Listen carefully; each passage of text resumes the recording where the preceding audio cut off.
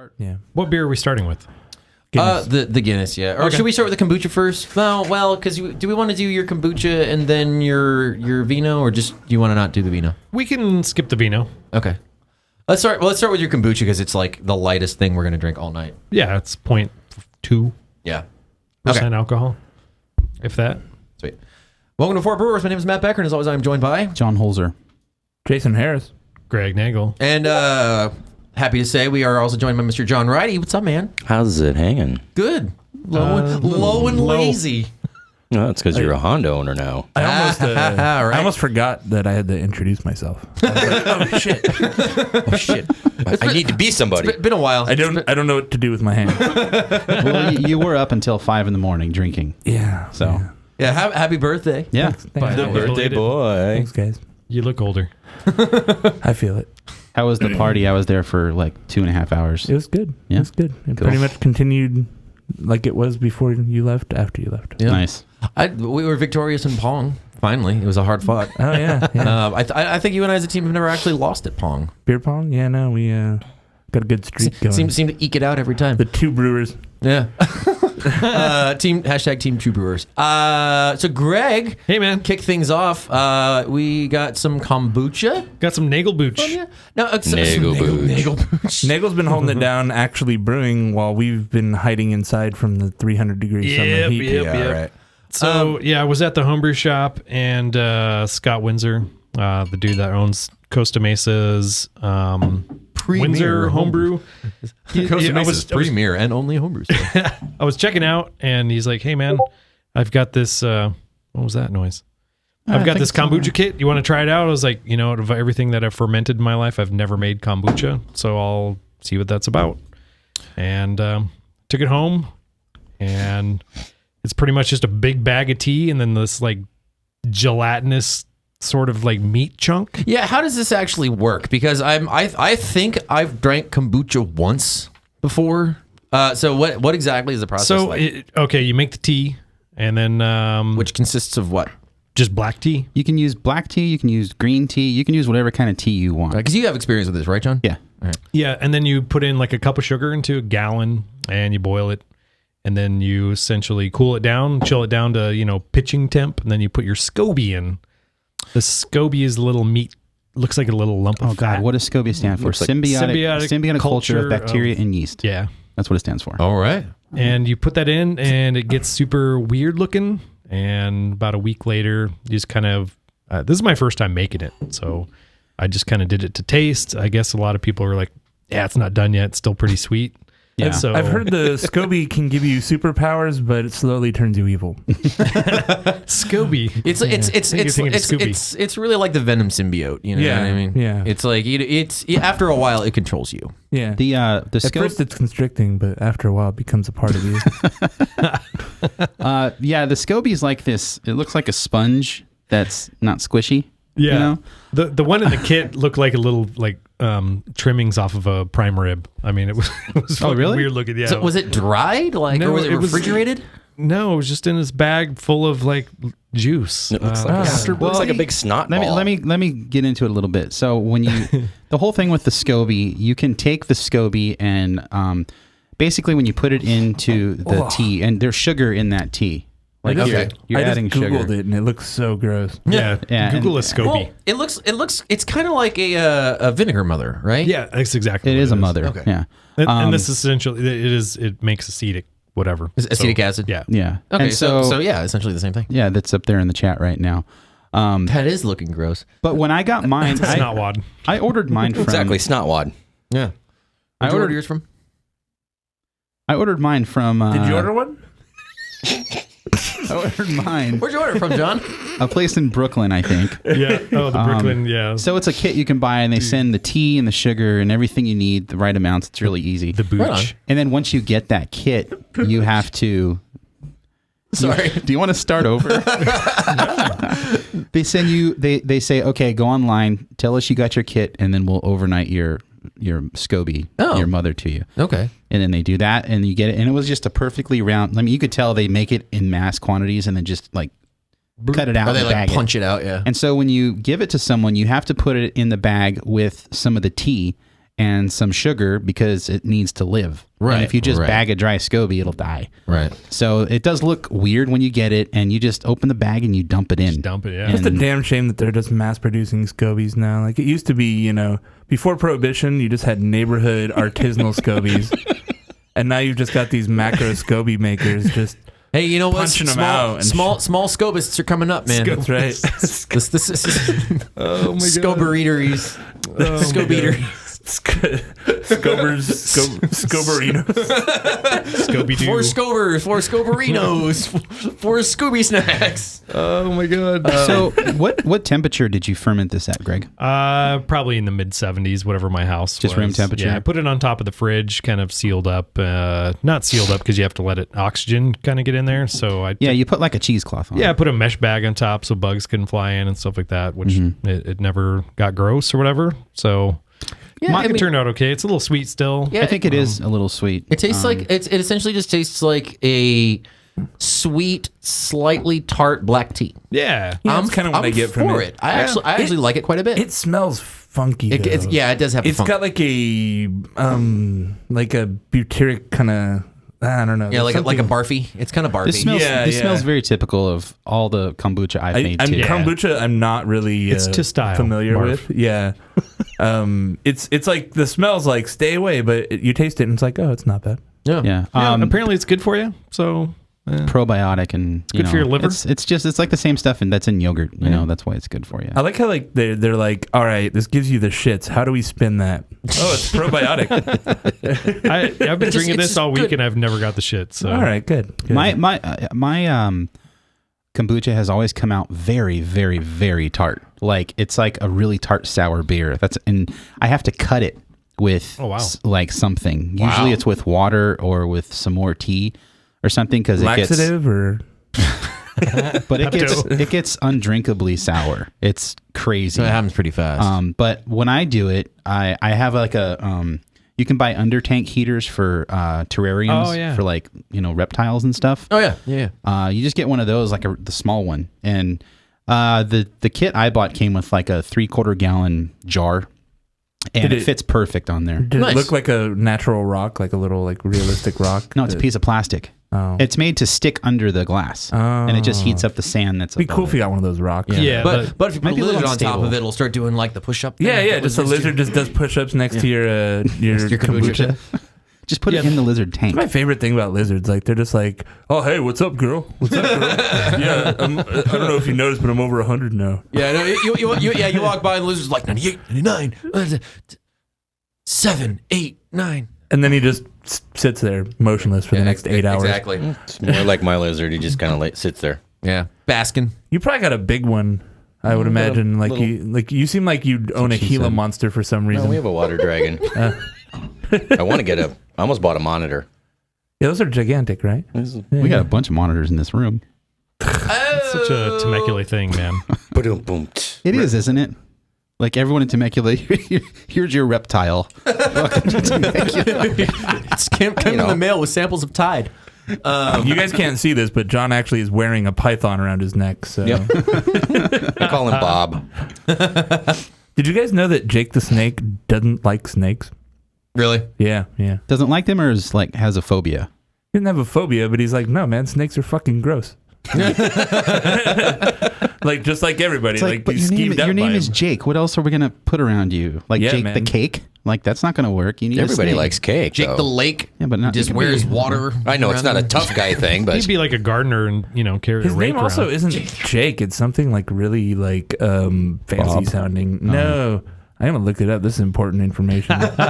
Well, while you're looking that up, thanks for bringing your kombucha, Greg. That was Yeah, quite man. yummy. kombucha. I'll say one more thing about the SCOBY is I tried to thief some out and to thief the in my SCOBY? mouth. Yeah, and it would not penetrate the SCOBY. Wow. Yeah, they're It went pretty all the way dense. down to the bottom. And the thing It with the stretched down. The thing with the SCOBY too, if you want to start making kombucha and you know someone that makes it, the SCOBY you put in there, another one grows on top of it.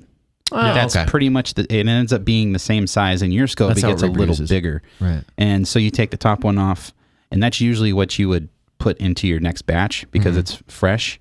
And then take the old one and give it to someone and so they're getting like a second generation. You know, so okay. Yeah, I pulled mine out and put it on a dinner plate, and it looked just like Phrasing. it looked like it looked like an octopus, like a dead octopus. yeah. Better So phrasing.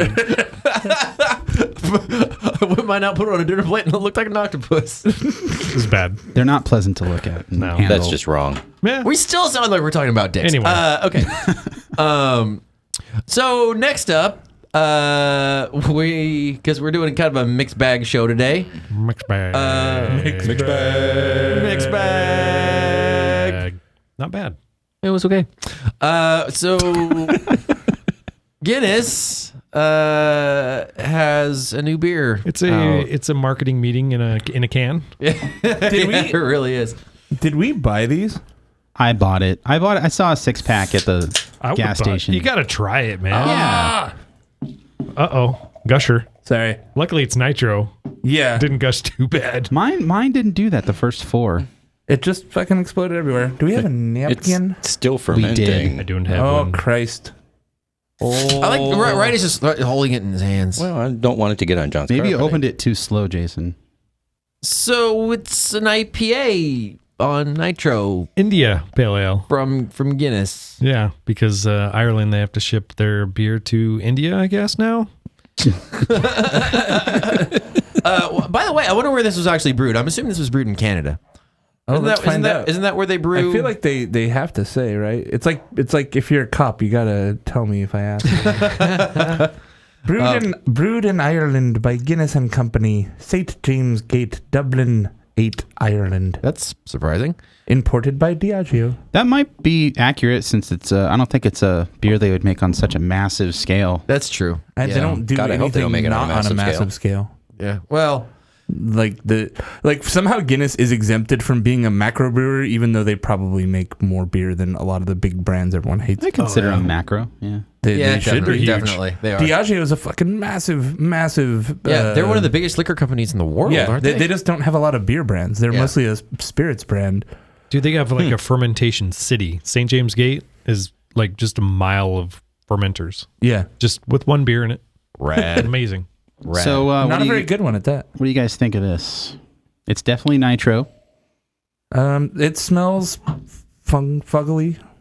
It smells weird. It smells like British hops. Yeah, sure. it's got like an earthy British hop Yeah, smell. earthy Yeah. herbal. Yeah, floral. It's got some like white flower to it. Yeah, a little tinge of that on the nose. It's not bad. Again, I'm not hating it as much as I want to. That's what I thought when I drank it. also, yeah, like Nitro IPA like is generally hot garbage. I haven't tried it yet, so let's see. It's got this weird bitterness and this really weird malt profile too. Yeah, it's definitely like UK style. Yeah. for sure. Yeah, they're like, hey, you know those old British IPAs that aren't selling anymore? Well, now Guinness makes one. Yeah, seriously. Yeah, See, Newcastle's making one too now. But you thought the flavor was a little bit too sharp in those British IPAs, so we dulled it down with nitro. Yeah, seriously. My concern with this is relatively fresh. This is probably no more than a month old. After 6 months, because I don't think The hops are gone already anyway. Yeah. So where the fuck but else is it's going to be, well, yeah, how's it going to be in 6 months? And then people are going to be like, oh, this is, I mean, it just doesn't. Well, if Guinness says it's an IPA, must be what an IPA is. See, I think it already I don't tastes know old. if there's a danger to the IPA brand from Guinness making a shitty one. Yeah. Like people aren't just like blondes are bad because I had that Guinness blonde lager, blonde ale or whatever the fuck. It's just Well, like, the thing wow, is Guinness that- really shit the bed on that one. Yeah, seriously. Why would they make just stick to what sells? Maybe their sales are dropping and Just fucking make Guinness. Make Guinness. make it. You know, and make Guinness better. Guinness and Guinness Extra. Like the Foreign Extra Stout is one of my favorite Guinnesses. Yeah, it's great. That's a great beer. FES, dude. Look it up. So, Guinai, I think, is the plural. good night. Good night, mate. Hey. Guinai, mate. So that's what I'm saying. Good night. I do think that Ireland has like a little craft beer boom happening over the last few years, and maybe that their brewers felt inspired to maybe try something. I talked to someone, a young person from the UK, like a little bit ago, and he was saying him and everyone he knows just drinks like lager, like that's what they're into. Mm-hmm. Like it's like the young generation and cider. Yeah, the young generation is like We don't want to drink the like milds and whatever weird shit our parents drank. We drink lagers. Give me Budweiser. Yep, that in Carlsberg in Ireland is huge. And what's the other one? You can find Heineken here or there, but even Miller High Life on tap in Ireland is like a thing. Really? Well, I heard Stella is really big out there too. Yeah, Well, you can find that everywhere. Stella's considered like white trash beer in the UK. Is it really? Yeah, they call it like wife beater or something like that. Nice. Yeah. Actually, speaking of which, fun fact: you ever see that old picture of Slayer? You know, they're like all making like that nah face, and they're all like 22 or whatever, and they got the beer cans. I didn't notice until just recently that they were drinking Stella. Fun fact. Yeah, so Miller High Life is an interesting beer in that it's somehow they managed to position what used to be their flagship as like a discount beer. Mm-hmm. So everyone's association with it is like, oh, that comes in 40s. It's cheap garbage beer, but there's not really any difference between it and Miller Genuine Draft. Right. They're like almost the same beer. Yeah. In fact, I read somewhere that the only difference is like the cold filtered process for Miller Genuine Draft, and that's it. Really? Yeah. And Miller High Life is way carbonated if you drink it because it's the champagne of beer, so they overcarb the fuck out of it, so it's super fizzy. I saw in my local store that has it in plastic 32-ounce bottles. Yeah. Like the Sparklets bottles. All the like the carbonated Sparklets. all the 40s now are going For 99 into plastic. Nice. A friend of mine brought me a 40 of Old E yesterday for my birthday. Nice. Who was that? Cody. Yeah, thanks, bro. We should do a blind tasting of malt liquors sometime. We should. I actually was thinking about that on the way here. We should just do a cheap like malt liquor show. What trips me out about malt liquors is I was looking at the ABVs on them. And I'm like, well, those are like session beers to me now. Like, Back this when is I was only like 6%. Wow, it's like 5.5. They're all like 5.4, 5.5. Ah. Yeah, some of them will get up to like 8, but that's like the really gnarly ones, like An imperial malt liquor. the ones Steel that have the Reserve word and gravity in the Yeah, name. exactly. Yeah, high gravity lager. But all the ice ones are all like 5.5. Yeah. Yeah. Word. Crunk. What do we got next? I like how we're so bored with this Guinness Nitro IPA. We're like, let's talk about malt liquor, I guess. Yeah, that's exactly the reaction. It's like I was really hoping to hate it a lot more so I could shit on it, but I don't hate it enough to talk shit about it. It's just like a fucking super bland British. I mean, the hops are Admiral, Celia, Topaz, Challenger, and Cascade. There's Cascade in there? Yeah. Where? I don't get it. Are they those weird, like, not grown in Washington Cascades like we had in that Almanac beer that time? Oh, yeah. Let me see this. So, let's see here. What are the hops? Admiral is Admiral and Challenger are obviously British hops. Celea is like a it's like a continental hop. It's a replacement for another hop that I don't know off the top of my head. Topaz I'm not familiar with. This is actually 5.8%. Wow. Yeah, no, I'm over it. So way over it. Yeah. You know what we haven't done yet is the mailbag. The mailbag? The mailbag. The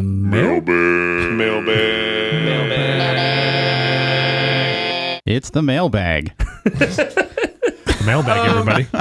I'll tell you what. Before we start getting in the mailbag, John Righty Hello. has brought some stuff From Temecula. Yeah, he brought some from Temecula. He brought a monitor. Temecula. I brought my lizard bottle opener. That's actually pretty dope. It's got a shiv on the tail. It does have a shiv on there. You get mad at somebody, you can shank them. Nice. Shanks for the beer. So what exactly did you bring here? Because you brought some Ironfire stuff. So I brought some stuff from Ironfire. A couple bottles. Their recent releases. Actually, one of them hasn't been released yet. You guys are the first outside the brewery to have a bottle. I like that. Fuck yeah, rad. We can thank Greg Webb and John Mano You're for that. welcome. Thank you, Greg and John. Did Absolutely. they do like one of those like reserve society kind of things? Yeah, they have a barrel club called the Wetwood 100. Fucking A, I should 100 members. have joined up for that. You should've. Wetwood? Wetwood. Okay. You know, because the inside of a barrel's Right. wet. Yeah. And wood. Just saying. And wood. Who doesn't like wood? But you said Yeah. it's only Like it's limited to 100. 100. And so it's full. It's sold out this year, like immediately. Pretty So fast, when yeah. someone leaves, so it renews every year? Yes. Okay. Yeah. Yeah, see, like I didn't hear about that one. I heard about another barrel club down there that sounded wholly uninteresting. But, Yeah. I'm not gonna. Let's not call them out. name names. But these beers. So what we have are a couple of soured kettled beers that they do. Okay. One called Sex and Violence, which is a boysenberry sour, and Fast and Loose, which is the Sangiovese wine barrel aged sour kettled ale. Okay. And then I brought a bottle of their double IPA, the Dead on Arrival. Sweet. For hops. What would you like to start with? Do we want to start with sours or do we want to go hoppy? Let's start sour. Let's do We'll do the Sex and Violence first. Okay, that sounds good to me. I like that they put kettle sour on the interestingly, bottle. they're like, Just Hey, well, you know, Truth in advertising, Yeah, people. right on. I dig love it. So what do we got in the mailbag, John? Well, this is getting poured. I didn't know you were going to ask me that. I got the mailbag up. Okay, go ahead, All Jason. right, hit it, Jason. You want to go older? We got some advice. Well, we were just talking about some homebrew stuff. Didn't we have a homebrew I question? do. There's one here from Kyle Hess. He writes in and he says, "Hey guys, I've been listening to the show for about 2 weeks now, and I'm addicted. Thank you. Keep up the great work. I was listening to one of your past episodes. I think it was Matt that made the comment that one of his early brewing mistakes was making an entire 5-gallon batch of Star San. That was probably me. That was me because you made fun of me for that. I did it too. So. He continues, I was like, shit, I've been doing that for years. My follow-up question is, what's the proper method? Thanks, Kyle. So he wants to know what's the proper method, I guess, to sanitize a carboy. Well, the thing that you have to have is the right ratio. You know, I mean, one of the things about making 5 gallons of Star San is that it's pretty easy because you like have the squeezy thing on the bottle and it's like 1 ounce and you just dump it in and boom, there's your Star San. Actually, one of the reasons that I like using iodophor instead now is you can use way less of it and you can make much smaller amounts and you can essentially eyeball it by color. It's a surprisingly effective way to go because for a while I was using these. You can get strips. They're kind of like pH strips, but you soak them and they turn a certain color to make sure that your iodophor is at the right density, the right percentage. And my eyeball is actually pretty goddamn good at this point. I bought at More Beer, and I'm sure at other homebrew stores, they sell little syringes that are in, I think, 10 milliliter increments. Really? Yeah, and so I think it's for Star San. It's 5 ounces per 5 gallons, right? Or it's an ounce per 5 gallons. That's what it is. Ounce to 5 gallons. But then they have the milliliters conversion on the back, which I think is kind of similar. Right. But I worked out the math one day, and I have it written on the actual Star San bottle, so I know how to do the ratio. But I'll just take one of those syringes, pull out the proper amount of Star San, and so if I'm making like a spray bottle that holds 32 ounces of water, I'll just pull out enough for the spray bottle, squirt it in the spray bottle, close it up, shake it up, and I'm good to go. Yeah. It makes it really easy and really precise because you don't want to waste Star San because it's kind of expensive. Yeah. But you don't want to use less than you should because then you're not sanitizing. So. Exactly. So as far as like a carboy goes, I mean, essentially you would just want to get the proper amount of sanitizing solution in there. And then what I used to do is I used to like put a glove on and just sanitize your hand, just cover up the top and just shake it. Yeah, essentially, as long it's as all you about contact time. Yeah, exactly. Right. As long as you cover, seconds. as long as you cover the surface, then you're okay. And that stuff is usually designed to it has surfactants in it to adhere to whatever surface it's on. So as long as you cover the surface, you're probably going to be sanitized. And I think they recommend 30 seconds. 30 seconds, I'm sure, is way overkill because you're pretty much killing everything on contact with that stuff. But if you wait 30 seconds, you're probably going to be you're going to be good to go because that's what they recommend. Yeah, I mean it's more you're going to kill a lot of stuff on contact, but you do really need to the more contact time the better, obviously up to a certain point. Yeah. Up to about a minute I think you're set. So yeah, okay, just follow the instructions of the manufacturer. But yeah, it should be noted. And don't fear the foam. Yeah, exactly. Yeah. But yeah, I drank Star San once. It wasn't that bad. I didn't drink it. I just got some in my mouth. I was like trying to siphon something. Okay. And it's like, and you're like, bleh. Yeah. It's not that bad. It's okay. It's not going to hurt you. How do you sanitize your hands when you're doing all the sanitary shit, and then I always just dunk my hands in and hold them there for 15 seconds. And I'm a big advocate of wearing gloves.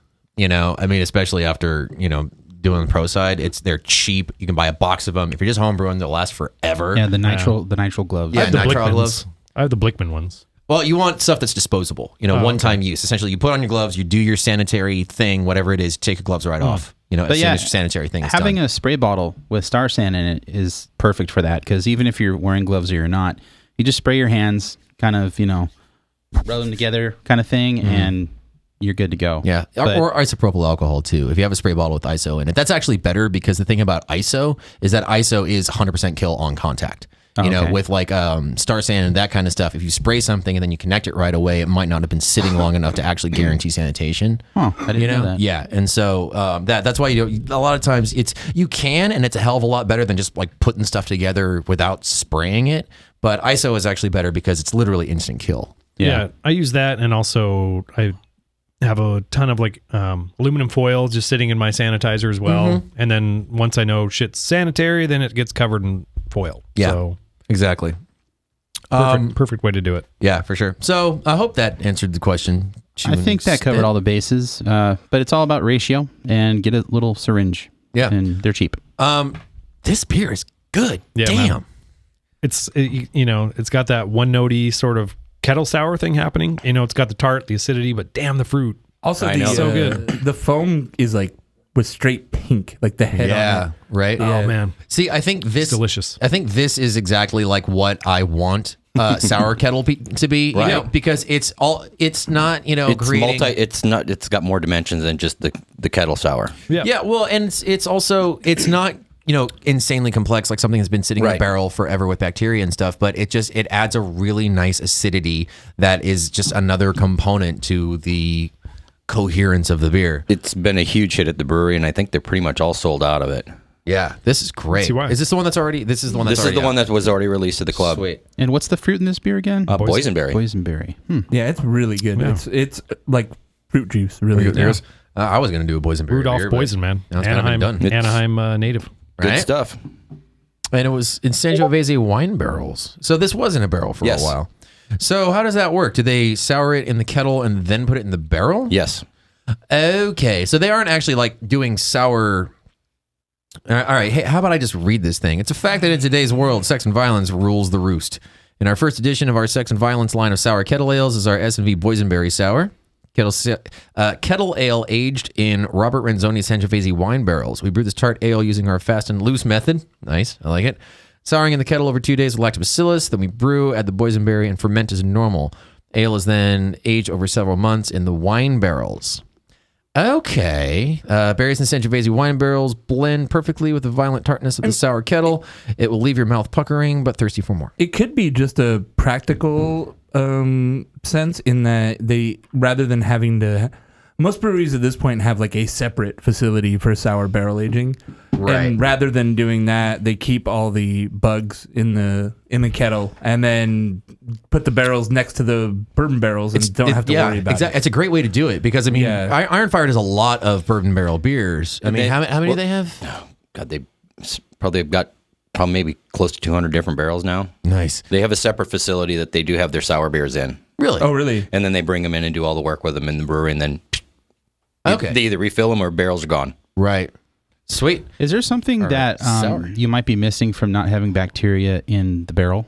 Yeah, I mean, there is a certain type of complexity that you would be missing out on. Like doing it this way, it seems like you're trying to get more like wood character and a little bit of the wine character and that kind of stuff, as opposed to doing like a long Brett fermentation, which is going to be getting a lot more like Brett fermentation character, more aged type character. So that's, your funk and, your Brett complexity. So yeah, that is not there. I would say, yeah, it's more trying to get like barrel character than anything. Long Brett was my favorite 80s porn star.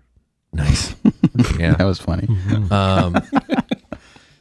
But yeah, this is killer. I think I really like the technique. I think that's with really cool. most of these kettle sours, we said this on the last time we had a kettle sour beer, they're kind of one note as far as the sour goes and the complexity. So them adding all of this fruit, it's kind of a smart way to add more character to an otherwise And kind of one. what's commercially what could be really set up? smart because that's people. It seems like any brewery that takes a mild sour like a Berliner and throws different fruits in it, they can't sell enough of it. Yeah, Like, exactly. they can't make they can't make it fast enough for how fast people are buying it. I mean, like, look at Council, right? They have basically their whole bottled line is the same beer with different fruit in it, you know? Yeah. So people are loving the hell out of it. Printing money, man. Yeah. Yeah, seriously. It's a big trend right now. And For San Diego, at least, too. Yeah. No, everywhere. I mean, look at DeGard, you know? Yeah. I mean... yeah, DeGard. What's the one in Portland? Commons, is that right? Commons, they do some pretty good stuff. They're doing some kettle sour stuff.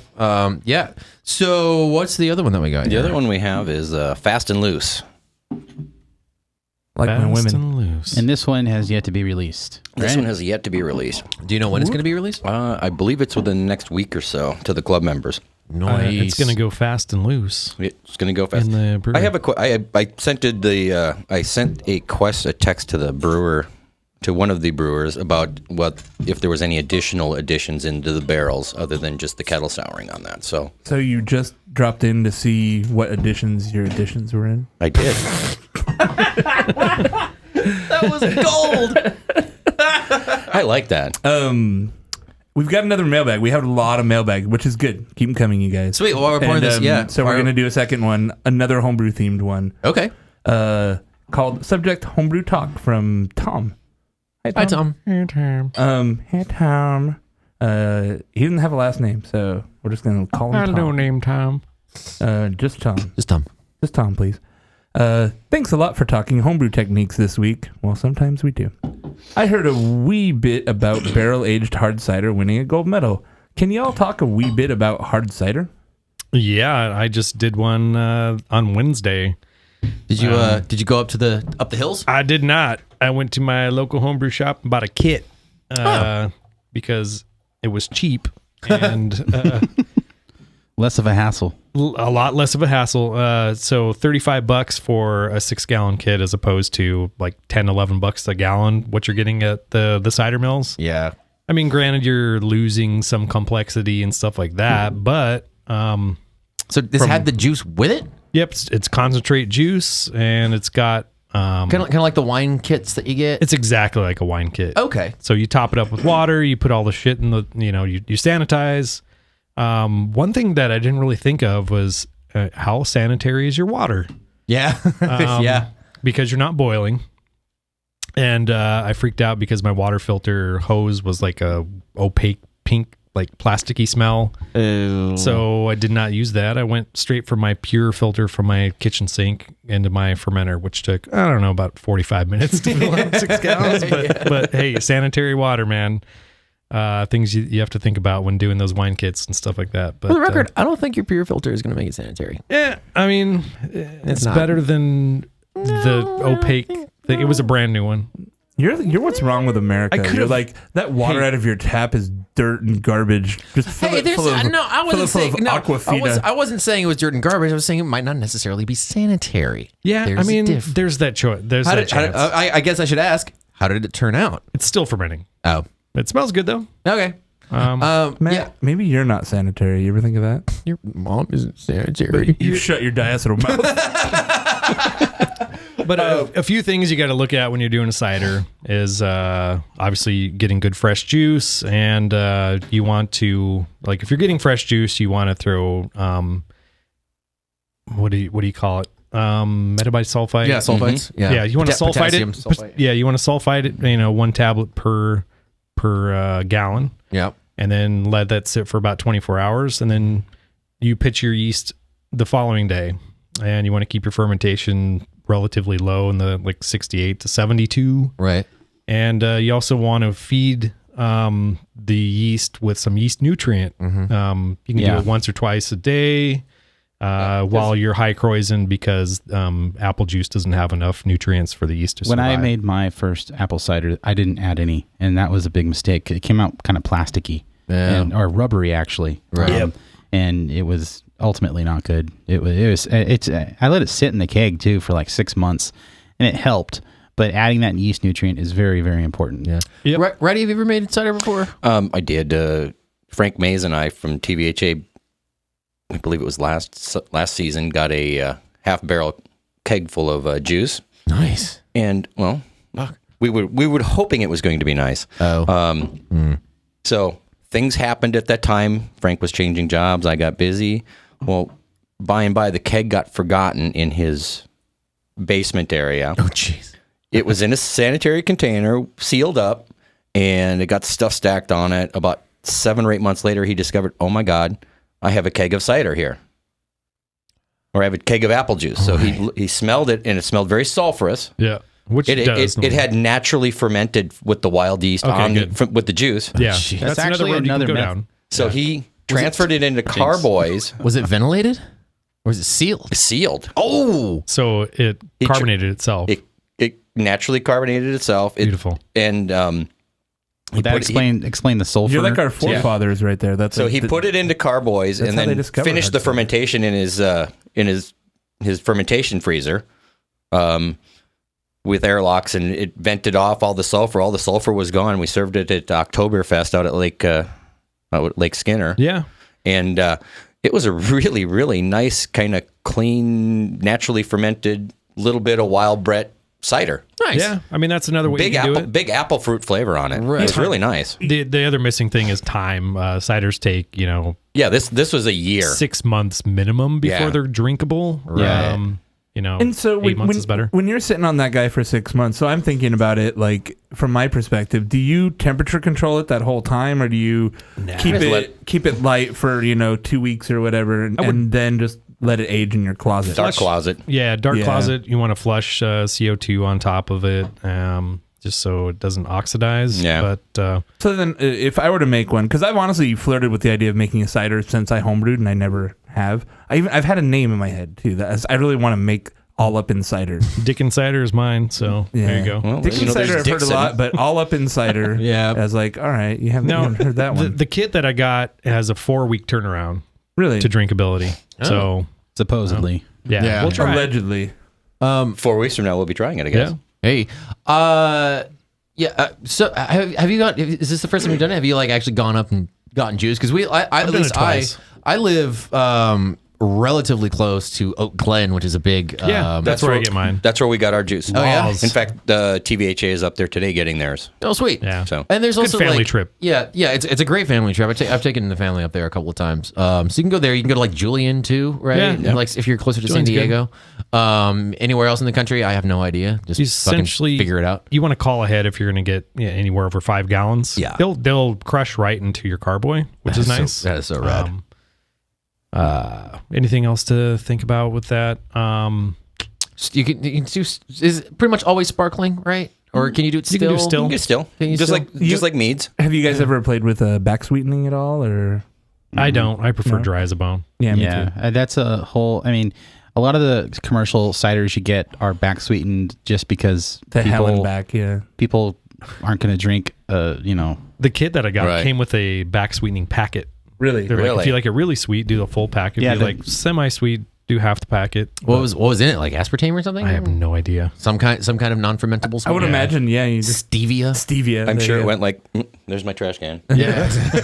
I don't need that. Yep, Yeah. exactly. How to back sweeten your cider? Step 1: throw away it away. sweetener. Yeah, my cider, I didn't buy a kit. I researched how to make it. I think I saw it on Brewing TV actually, and it looked really simple. The hardest part for me was finding cider. Like, I didn't want. I mean, you have to have a certain type. You don't want to buy apple juice. You couldn't go to Whole Foods. Yeah, you don't want anything We pasteurized. where Sprouts, And you also and don't want that's single where I got apple. it from. And it costs like $8 a gallon or something. It was kind of pricey. I think I Yeah. spent $50 making the batch. Yeah, you definitely. That's the other obstacle for me where I'm like, man, I'm spending a lot of fucking money for a second tier in my head. Like for me, I'm going to go to beer 9 times out of 10. So then it's like, oh, I also have a cider. But it's like, man, that's a lot of time and money for... If I don't love cider, Yeah. fuck.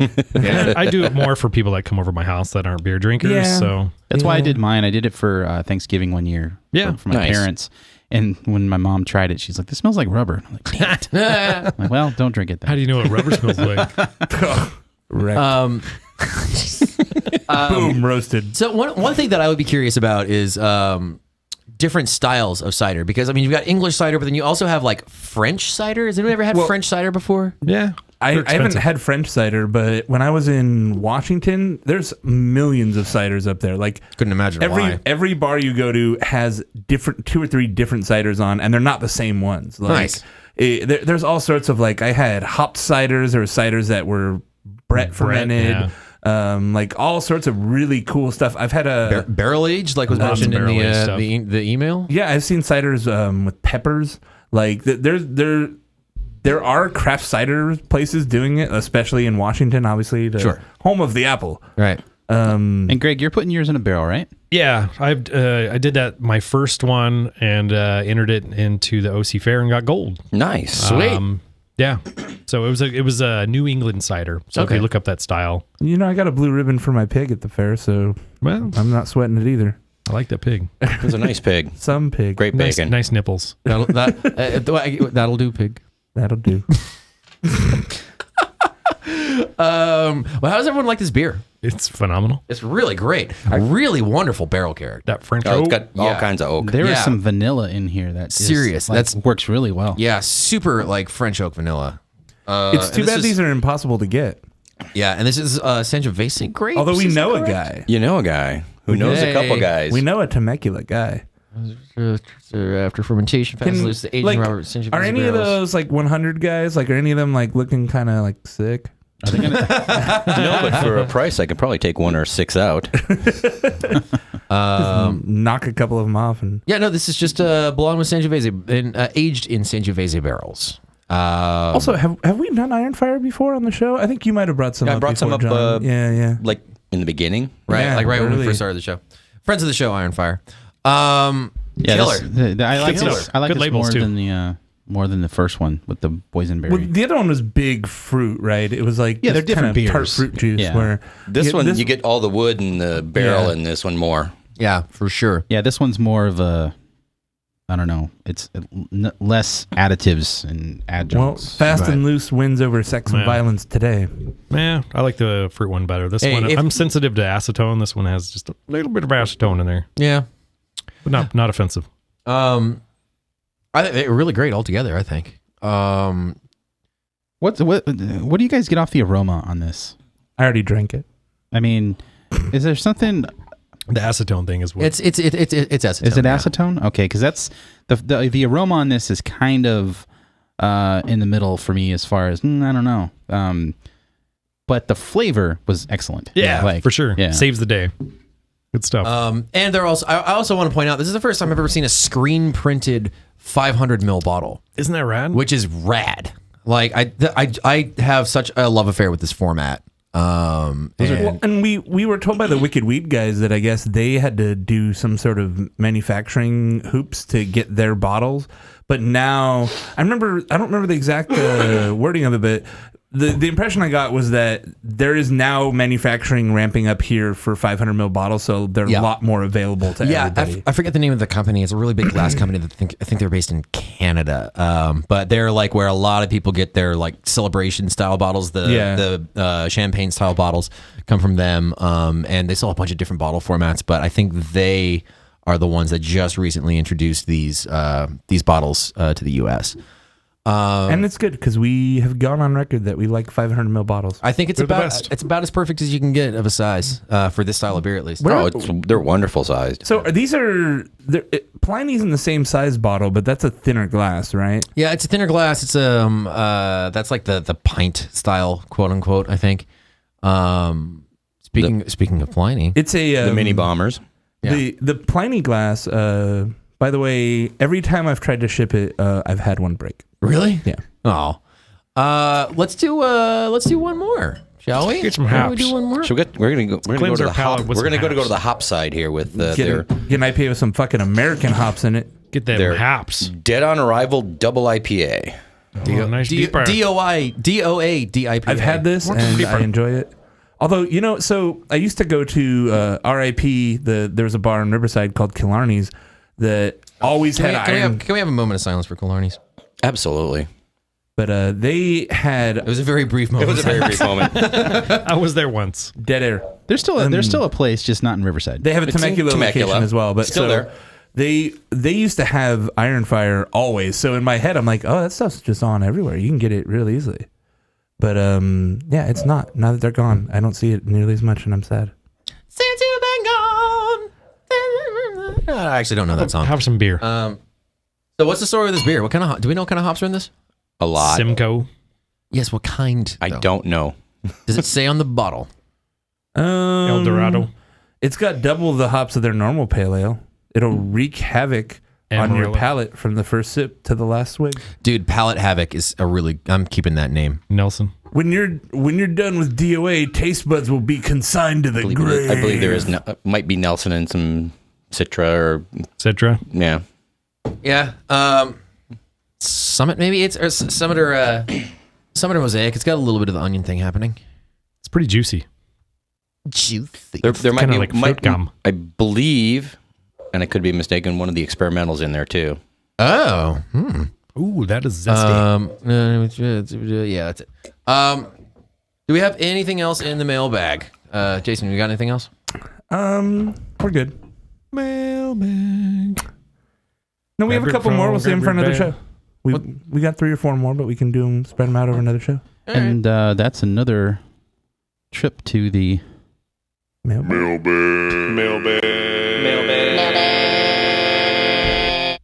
the mailbag. We'll get better at that. It never gets old. That never gets old. I think we actually need a soundboard at this point. I mean, we got that. Any kind of tunes that Nagel cooks up. I meant to put something together, I'll put but some I of didn't. my fat beats over that next So time. I went to their website to see what hops they put in this, and it's just the text of the bottle. That's all they have. All right. They're reminding me again that my taste buds will be consigned to the grave. There goes my taste buds. Oh shit! I've never had Let's this. have a moment of silence for our taste buds. Okay. Wow, Taste Buds got a longer moment of silence than Killarney. I know, right? They shamed us. the Hey, last taste time. buds, man. Sorry, David. Yeah, I've never had this one from Ironfire. Really nice. I'm digging it. Yeah, it's good. It's what That's all we got. We're like, yeah. It's a textbook. It's A big got double some IPA. Big double IPA. It's got some caramely. I mean, they're kind of known caramel locally malt for thing. 5150. I don't know if we mentioned this because I was on the phone. Did we do 5150 on the show? We did last time? 5150. I think when I first came Way back early. Way one of our back. first month. maybe. Right. 9%. So yeah, 5150 is the big one, and it's the one that you kind of see everywhere. And goddamn, that isn't a great beer. Oh yeah. And yeah. No, this IPA too. The DOA kills it. It's I don't think we did 5150. It's not coming up on our website there. Yeah. Well, should you be in our area, especially in Temecula, try 5150. Damn because it's good great. beer. Then again, Ironfire's not coming up either, so maybe something's wrong with our website. That's crazy. Wow, it's a crazy person. That's 5150 crazy. Yeah, we did do it on New Brew Thursday. Yeah, we did do it. So thank you to John and Greg for bringing us the stuff, and thank you to you, John, for bringing it Absolutely. to us. This is Thanks really for great. writing in, man. Yeah. Love the mailbag. We love the mailbag. Keep them coming.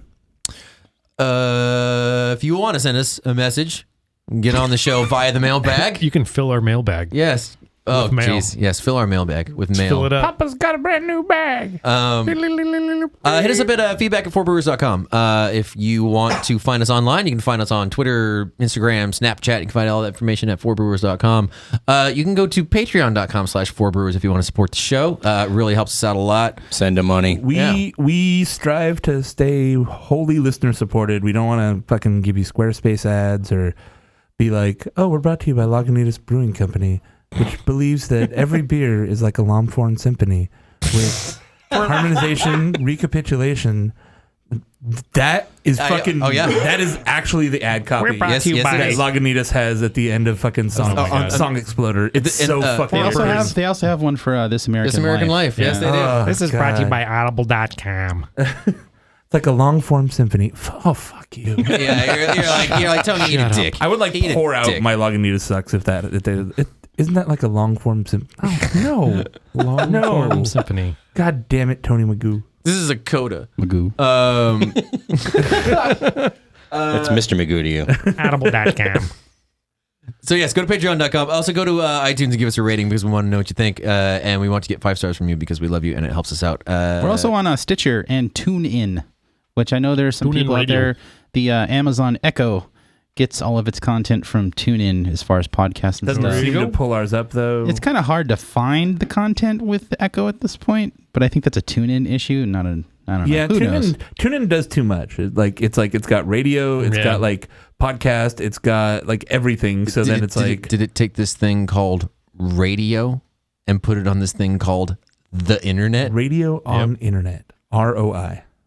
Brew the shit out of it. Return on investment? Totally.